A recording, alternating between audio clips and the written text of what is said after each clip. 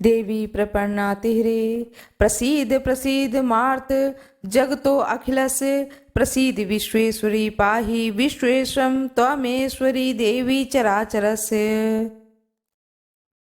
जय माता दी। आशा करती हूँ कि आप सभी लोग खुश होंगे, स्वस्थ होंगे, मस्त होंगे। माता रानी की जय हो। माता रानी की कृपा आप पर और आपके पूरे परिवार पर सदा सर्वदा बनी रहे। आज मैं आप लोगों को बताने जा रही हूँ कि ये नवरात्र जिसका कि आरंभ होने जा रहा है, माँ जगत जननी की माँ दुर्गा की पूजन उत्सव का समय आने वाला है, जिसे कि बहुत ही उत्साह पूर्वक पूरे भारतवर्ष में धूमधाम से इस पर्व को 9 दिन के पर्व को मनाया जाता है। यह 9 दिन आदि शक्ति की आराधना का समय होता है। आदि शक्ति को प्रसन्न करने का बहुत ही महत्वपूर्ण, बहुत ही सुंदर समय होता है। इस समय को माँ की आराधना में, शक्ति की उपासना में और मनोवांछित फल को प्राप्त करने के लिए बहुत ही अच्छा समय है। आइए मैं आप लोगों को बताने जा रही हूँ ये नवरात्र में जो पूजन सामग्री लगेगी माता रानी के 9 दिन की आराधना के लिए, वह पूजन सामग्री को आप नोट करें। कॉपी लें, पेन लें और उन सामग्रियों के नाम को मैं बता रही हूँ, उन्हें नोट करें। किन किन चीज़ों की, किन किन सामग्रियों की ज़रूरत होती है तो मैं आज आप लोगों को बताने जा रही हूँ। नवरात्र में जो नवरात्र का व्रत होगा 9 दिन का, जो लोग 9 दिन का अनुष्ठान करेंगे, कलश स्थापना करेंगे, माता रानी की प्रतिमा को स्थापित करेंगे, अखंड ज्योति को जलाएंगे, यह सारे कार्य यदि आप स्वयं कर रहे हैं तो नोट कर लें। यह सारी पूजन सामग्री को पेन लें, कॉपी लें और मैं सारी ज़रूरत के सामानों को बता रही हूँ। वैसे ज़्यादातर घरों में पूजा पाठ होते रहता है। हरतालिका तीज व्रत है, भगवान शंकर का रुद्राभिषेक है, डेली में नित्य पूजन होता रहता है और भी जिजितिया व्रत है। इस तरह से जो पूजाएं घर में होती रहती हैं, तो बहुत सारे सामान घर में ऐसे होते हैं जो हमेशा ही बने रहते हैं। थोड़ा ही बहुत सामान ऐसा होता है जिन्हें बाजार से लाना होता है। दुर्गा पूजा में क्या क्या सामान लगता है जो कि मैं आप लोगों को बताने जा रही हूँ।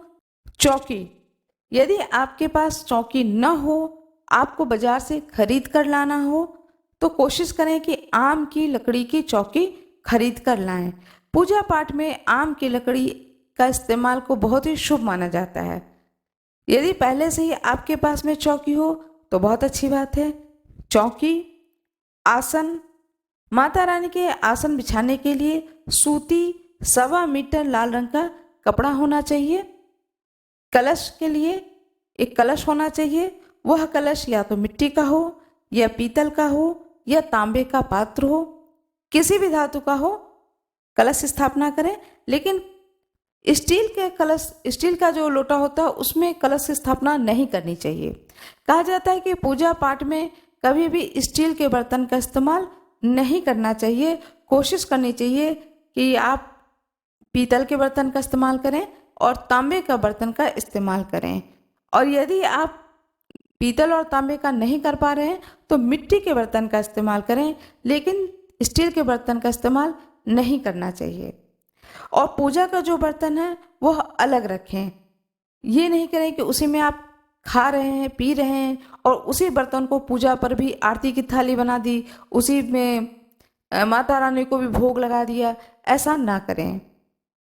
पूजा का बर्तन अलग रखें। कलश में डालने के लिए 5 चीज़ों का होना अत्यंत आवश्यक होता है। कलश, जब भी कलश बनाएं तो माता रानी के कलश को धो लें, बहुत अच्छे से धो करके पोंछ लें, साफ कपड़े से अंदर भी पोंछ लें। पोंछने के बाद में सबसे पहले गंगा जल डालें। आपके पास में सब 7 जगह के 7 तीर्थों के गंगा जल हो तो बहुत ही सुंदर है। 7 तीर्थों के गंगा जल डालें, उसके बाद उसमें सादा जल डालें। इस तरह से कलश में जल भरें, पूरे कंठ तक कलश में जल भरना चाहिए। सुपारी, हल्दी, दूसरी चीज़ है सुपारी, हल्दी, साबुत चावल, एक सिक्का। सिक्का चांदी का डालें तो बहुत ही शुभ होगा, और नहीं तो साधारण सिक्का जो चलते हैं वह साधारण सिक्का भी डाल सकते हैं।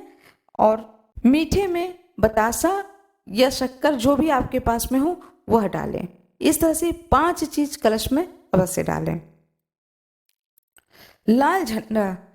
लाल झंडा जब भी देवी माता का आयोजन होता है नवरात्र का, तो लाल झंडा माता रानी के सामने भी रखना चाहिए। माता रानी की जो प्रतिमा रखते हैं उसके बगल में एक लाल झंडा रखना चाहिए।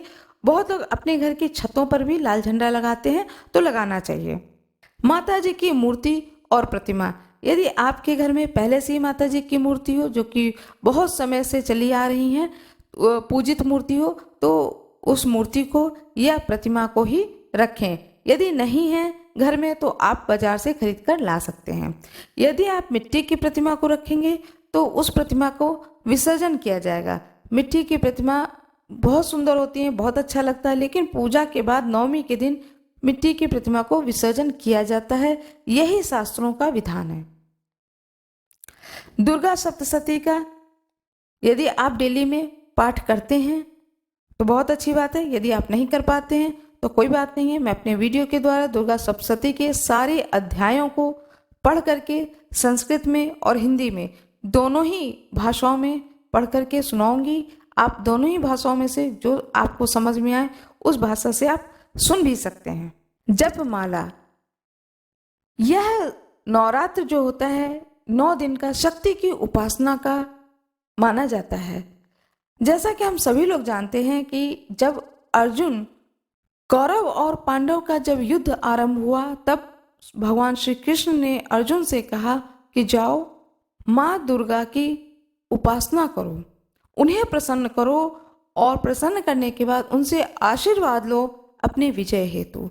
यह नवरात्र 9 दिन का जो व्रत किया जाता है, यह शक्ति की उपासना होती है। जीवन में विजय पाने के लिए, अपने जीवन को सफल बनाने के लिए, और एक स्त्री, महिलाएं जो घर में रहती हैं लेकिन उन्हें अपने पति का हर जगह साथ देना होता है कि मेरा पति हर जगह सफल हो, घर को संजो करके आगे बढ़ाने में एक स्त्री का बहुत बड़ा योगदान होता है। तो माता रानी की पूजा करने से उस शक्ति की प्राप्ति होती है उन हर स्त्रियों को। इसलिए यह व्रत स्त्रियां अवश्य घर में रखती हैं और रखना चाहिए। यह शक्ति की उपासना कही गई है, इसलिए 9 दिन का व्रत शक्ति के रूप में, माता रानी की आराधना के रूप में की जाती है। जो लोग माला करना चाहते हैं, जप करना चाहते हैं, किसी मंत्र का 9 दिन में जाप करना चाहते हैं, तो वह माला ले लें। माला है रुद्राक्ष का या फिर चंदन का माला। माता रानी के कोई भी मंत्र का जाप रुद्राक्ष के माले पे या चंदन के माले पे किया जाता है। चंदन जो है, चंदन का माला हो, लाल चंदन का माला हो तो बहुत ही सुंदर होता है।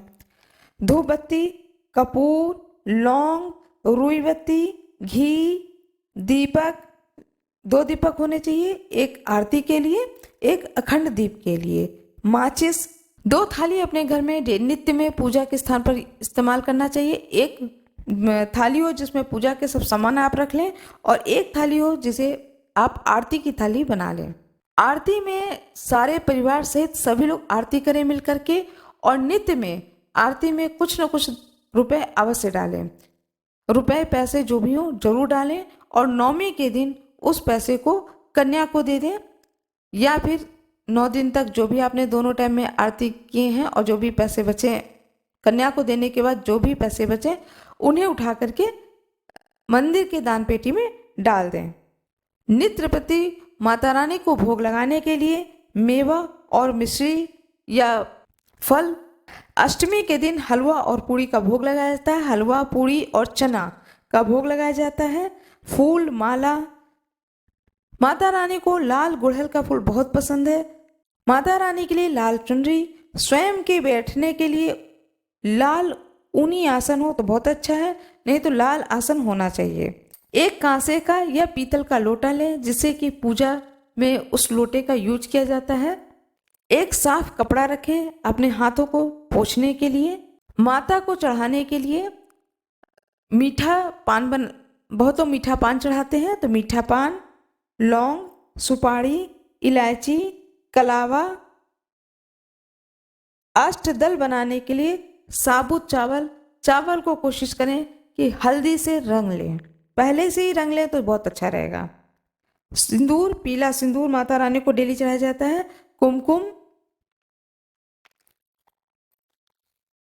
और भोग लगाने के लिए माता रानी के सामने जिस दिन पहला दिन होता है उस दिन माता रानी की प्रतिमा के सामने, फोटो के सामने 5 तरह के फल जरूर समर्पित करने चाहिए, जो कि ऋतु फल होते हैं, जैसे कि अनार, सेब, अमरूद, एक जटा वाला नारियल, 4 फल, एक कोई भी फल जो आपके ऋतु फल के अनुसार आपके एरिया में जो भी मिलते हो वह। इस तरह से 5 ऋतु फल भगवान को, नाशपाती मिले, शरीफा मिले, जो मिले 5 तरह के ऋतु फल माता रानी के सामने अवश्य चढ़ाएं। पहले दिन 5 फल माता रानी के सामने रखें। फिर माता रानी को श्रृंगार का सामान समर्पित करें। फिर श्रृंगार का सामान होना चाहिए जिसे आप नोट कर लें: चूड़ी, बिंदी, महावर, सिंदूर, नेल पॉलिश। ये 5 चीज़ तो सुहाग का सामान में जरूर रखना चाहिए और यथाशक्ति जितना हो पाए आप उतना रखें। नित्य माता रानी को जो आप व्रत में फलाहारी करेंगे, बनाएंगे, उन फलाहार को नित्य भोग भी लगाना चाहिए। इस तरह से मैंने आपको लगभग सारी चीज़ों का जानकारी दे दी है, सारी चीज़ों की जानकारी दे दी है कि ये सामग्री चाहिए शारदीय नवरात्र के व्रत में। मेरा ये वीडियो कैसा लगा कृपया कमेंट बॉक्स में ज़रूर बताएं। कमेंट बॉक्स में आपको कुछ और भी जानना हो तो ज़रूर लिखें। हो सकता है कुछ आपके दिमाग में हो सकता है कुछ आपके मन में हो, आप जानना चाह रहे हो तो कमेंट बॉक्स में डालें, मैं आपके कमेंट का ज़रूर जवाब दूंगी। वीडियो को लाइक करना ना भूलें, कृपया चैनल को सब्सक्राइब कर दें, बेल आइकन दबाना ना भूलें। जो कोई भी मेरे इस वीडियो पर नया आए हों कृपया वीडियो को लाइक ज़रूर कर दें। धन्यवाद।